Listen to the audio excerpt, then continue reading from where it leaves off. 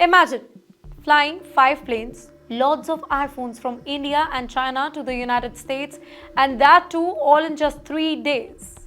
Well, that's exactly what Apple did during the last week of March 2025. The reason? Because they wanted to avoid a new 10% import tax, also called a reciprocal tariff, announced by United States President Donald Trump's administration last week.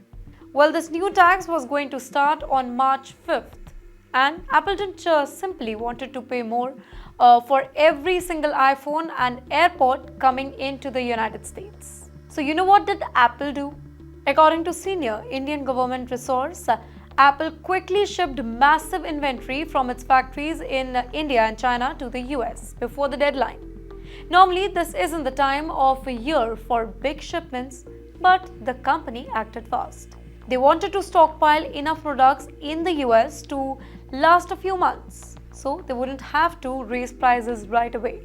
This way, Apple could protect American customers from seeing iPhone become more expensive, at least for now. The resource said the products that arrived before April 5 came in at the older, cheaper tax rate. That means Apple can sell them without raising the price, but this is only a temporary solution. The entire world is eager to know what happens next. So, even though Apple dodged this round of tariff, more trouble is coming in coming time.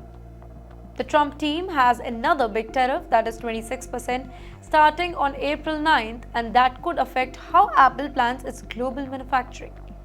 Here's a condition. If Apple continues to import from China, it may face a massive 54% total tax on Chinese-made products. Now, if we compare it with India, then Indian exports will only face 26%, which gives India a big advantage. Right now, India makes a growing number of iPhones and AirPods, and that trend is likely to continue. In fact, Apple is already responsible for most of the $9 billion worth of smartphones that India exports into the US. But aren't you wondering why India could be Apple's safe bet? Well, with tensions rising between the US and China, Apple is looking for a more stable and cost-effective backup. And India fits the bill. Why?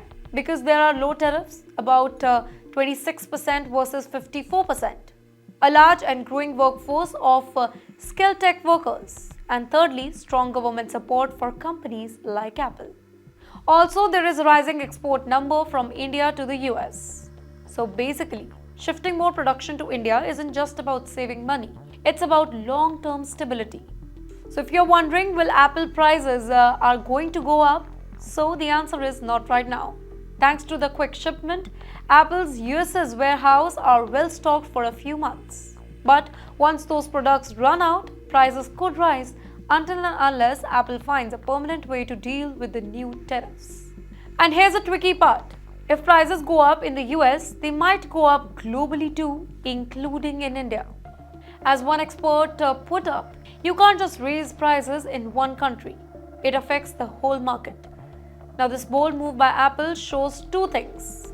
A, they are smart planners. Flying 5 cargo planes in just 3 days is no small feat. It shows how serious Apple is about staying ahead of the situation.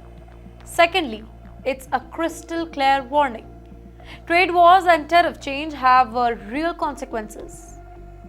So big companies can act quickly, but smaller businesses can't. Now, these kind of policy shifts can impact jobs, prices, and global trade in a big way. On the other hand, India stands to the benefit. If Apple and others shift more production over here, it could create thousands of jobs and make India a key tech manufacturing hub in the coming years.